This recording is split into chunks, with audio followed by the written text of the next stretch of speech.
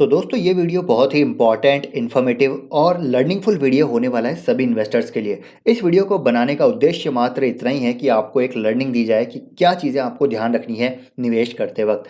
तो इस वीडियो में हम कवर करने वाले हैं एक स्टॉक को जो पिछले 2 दिनों में 40% तक यहाँ पर करेक्ट हो चुका है। स्टॉक का नाम है दोस्तों यहाँ पर डिलीवरी लिमिटेड। हाल ही में इस कंपनी का हमको आईपीओ आता हुआ देखने को मिला। रिसेंटली लिस्टेड कंपनी है। आज के दिन देखिए ऑलमोस्ट 20% का लोअर सर्किट हमको यहाँ पर लगता हुआ देखने को मिल रहा है। और कल के दिन भी ये स्टॉक ऑलमोस्ट लोअर सर्किट पे ही था।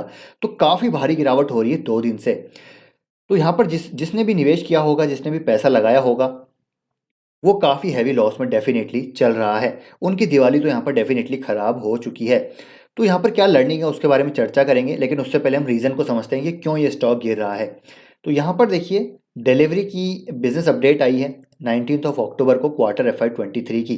तो इस बिजनेस अपडेट के आते ही जस्ट स्टॉक में हमको हैवी सेलिंग देखने को मिली। स्टॉक पूरा का पूरा यहाँ पर ध्वस्त हो गया। यहाँ पर क्या बताया गया है इस अपडेट में, तो देखिए इनका कहना है कि जो क्वार्टर 2 है वो यहाँ पर स्टिल वीक रहने वाला है। क्वार्टर 1 में भी काफ़ी वीकनेस थी और क्वार्टर 2 में भी वीकनेस रहने वाली, यानी कि क्वार्टर 2 में भी कंपनी यहाँ पर लॉस करने वाली है। Because consumer discretionary spending muted है। हाई लेवल्स ऑफ इन्फ्लेशन की वजह से यहाँ पर मार्जिन्स डाउन हो सकते हैं। एवरेज यूज़र स्पेंडिंग यहाँ पर फ्लैट है। टोटल एक्टिव शॉपर्स यहाँ पर फ्लैट है एज पर इंडस्ट्री रिपोर्ट। तो चलिए मान लीजिए कि क्वार्टर 2 खराब होगा। चलिए कोई बात नहीं, लेकिन इस अपडेट में यहाँ पर साफ साफ हिंट दे दिया मैनेजमेंट ने कि क्वार्टर 2 नहीं, क्वार्टर 3 और क्वार्टर 4 भी यहाँ पर खराब होने वाला है। उनका कहना है कि देखिए यहाँ पर जो सारी चीज़ें नॉर्मलाइज होगी वो होगी ओनली बाय अर्ली FY24। तो इसकी वजह से एक बहुत ज़बरदस्त हैवी पैनिक सेलिंग हमको इस स्टॉक में आती हुई देखने को मिल रही है। लगातार 2 दिनों में स्टॉक पूरा का पूरा यहाँ पर तबाह हो चुका है।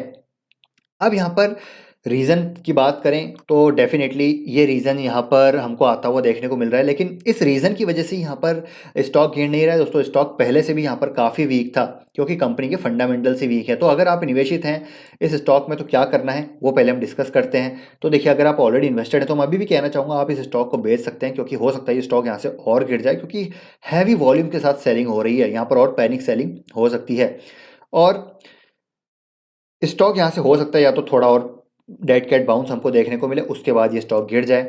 तो यहाँ पर अगर आप पैसा लगाया हुआ है तो बेच के निकलना सही है। अगर मैं निवेश पॉइंट ऑफ व्यू से बात करूँ तो यहाँ पर निवेश करना बिल्कुल भी यहाँ पर बेनिफिशियल नहीं है, क्योंकि कंपनी के फंडामेंटल्स ही बहुत ख़राब हैं। देखिए ट्रेडिंग की बात अलग है। ट्रेडिंग यहाँ पर होती है, उसमें स्टॉप लॉस होता है, तो स्टॉप लॉस ऑलरेडी हिट हो गया होगा लोगों का इस जगह ही, या फिर थोड़ा नीचे जिन्होंने ज़्यादा रिस्क लिया होगा।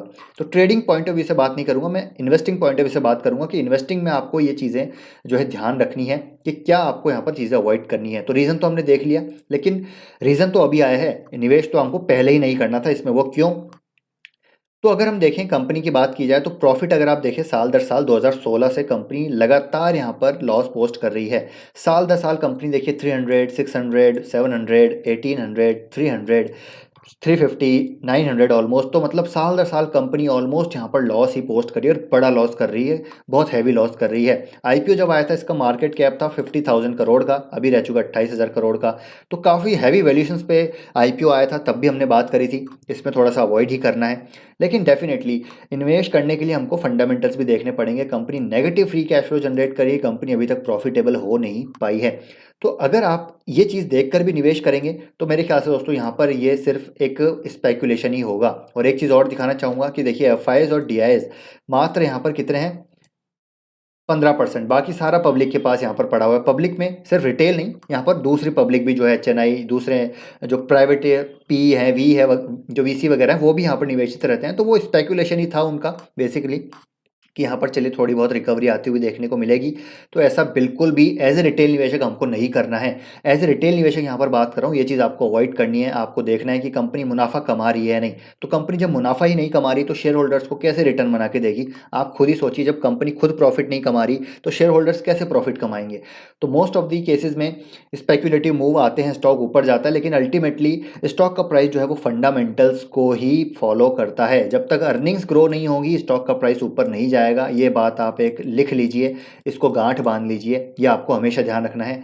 इस चीज़ को कभी भी आपको इग्नोर नहीं करना है, क्योंकि जब तक फंडामेंटल्स अच्छे नहीं होंगे, कंपनी प्रॉफिटेबल नहीं होगी, तब तक आप कन्विक्शन नहीं डेवलप कर पाएंगे उस स्टॉक में, पेशेंस के साथ होल्ड नहीं कर पाएंगे। अगर आपने यहाँ पर निवेश किया होगा तो प्योर एंड प्योर यहाँ पर स्पेकुलेशन बेसिस पे आपने निवेश किया होगा कि चलिए लॉजिस्टिक सेक्टर अच्छा कर रहा है तो लॉजिस्टिक सेक्टर में निवेश कर देते हैं, तो डिलीवरी भी जो है यहाँ पर जो है नाम सुना हुआ है, अच्छी नज़र आ रही है, तो ऐसा नहीं करना है। अगर आपको लॉजिस्टिक सेक्टर में निवेश करना ही है तो काफ़ी अच्छी कंपनीज़ हैं, जैसे कि अभी हाल ही में मैंने आपको बताया था ट्रांसपोर्ट कॉर्पोरेशन ऑफ इंडिया है, ऑल कार्गो लॉजिस्टिक्स है, या फिर फॉर एग्जांपल एजिस जो लॉजिस्टिक्स है, एजिस कैम जो है, ठीक है, उनमें निवेश कीजिए। वो वैल्यूशन भी अच्छे हैं, फंडामेंटली अच्छी कंपनीज़ हैं, डेट फ्री कंपनीज़ हैं, मुनाफा कमा रही है, तो उनमें निवेश कर लीजिए। इस कंपनी में निवेश करने का कोई तुक नहीं बनता। अगेन कहना चाहूँगा, ट्रेडिंग आप बिल्कुल यहाँ पर अलग कर दीजिए, क्योंकि ट्रेडिंग में स्टॉप लॉस रहता है, तो वो जो ट्रेडिंग कर रहे होंगे वो यहाँ पर ऑलरेडी निकल गए होंगे, उन्होंने यहाँ पर 35-40-35% का नुकसान नहीं सहा होगा। लेकिन निवेशक जो यहाँ पर आंख बंद करके बैठे हुए हैं वो 40% के लॉस में बैठे हुए हैं। अब यहाँ पर 50% की करेक्शन हो चुकी है स्टॉक में, अब इसको पूरा ऑल टाइम हाई जाने तक 100% रिकवर करना पड़ेगा। तो ये आपको समझना पड़ेगा, 50% कोई स्टॉक गिरता है तो उसको 100% रिकवरी देनी पड़ेगी ऑल टाइम हाई से जहाँ से वो गिरा है। तो ये चीज़ आपको समझनी ज़रूरी है, तो इसलिए आपको ये चीज़ हमेशा ध्यान रखनी है, कभी भी बैड फंडामेंटल वाली कंपनी में निवेश नहीं करना है, ठीक है, वो चीज़ आपको देखनी है। अगर आप कोई देख रहे हैं कि टर्न अराउंड स्टोरी है तो उसमें भी अच्छी चीज़ें काफ़ी देखने को मिलेगी। कंपनी जो है मैनेजमेंट अच्छा होता है, टर्न अराउंड जो है उसके प्रोडक्ट्स देखने को मिलते हैं, स्टिल कंपनी जो है प्रॉफिटेबल होती है, धीरे धीरे क्वार्टर ऑन क्वार्टर बेसिस पे वो इंप्रूव होती हुई नजर आती है, मार्जिन में इंप्रूवमेंट नजर आता है, तो वो टर्न अराउंड स्टोरीज को देखने का अलग तरीका है। लेकिन डिलीवरी में ये सारी चीज़ देखने को नहीं मिलती, तो आप इसमें क्यों निवेश करेंगे। शेयर होल्डिंग पैटर्न में देखिए, ना ही इसमें एफ निवेशित हैं, ना ही डी निवेशित हैं, सारे के सारे इसमें जो है पब्लिक पैसा फंसा पड़ा हुआ है। तब भी अगर ये देख के भी निवेश करते हैं तो फिर भगवान ही मालिक है। सेक्टर में निवेश करना है तो सेक्टर की काफ़ी अच्छी कंपनीज आपको ऑलरेडी देखने को मिल जाती है, उनमें निवेश कीजिए। तो सिर्फ यही कहना चाहूँगा कि अगर आप अभी भी निवेशित हैं इस कंपनी में तो अभी भी निवेश जो है अपना निकाल सकते हैं, जितना भी पैसा बचा हुआ है निकाल के अच्छी कंपनी में लगाइए। टियर जो वन ग्रुप की कंपनीज हैं, जो ब्लू चिप कंपनीज हैं, वो अच्छे वैल्यूशंस पे अवेलेबल हैं, तो इतने हैवी वैल्यूशंस पे लॉस मेकिंग कंपनीज में निवेश करने का कोई तुक नहीं बनता।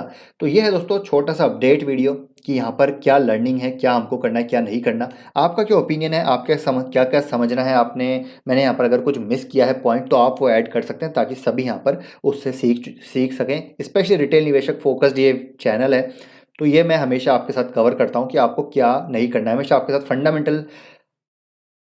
फंडामेंटली स्ट्रॉन्ग कंपनीज ही मैं आपके साथ शेयर करता हूँ, चाहे be wise and wealthy channel हो या फिर ब्रेकआउट स्टॉक चैनल हो। तो इसमें भी मैं सिर्फ फंडामेंटली अच्छी कंपनीज ही आपके साथ जो है निवेश के लिए जो है ट्रेडिंग के लिए बताता हूँ या फिर निवेश के लिए बताता हूँ। तो आपको रिटेल निवेशक होने के नाते आपको ये चीज़ें बिल्कुल अवॉइड करनी है।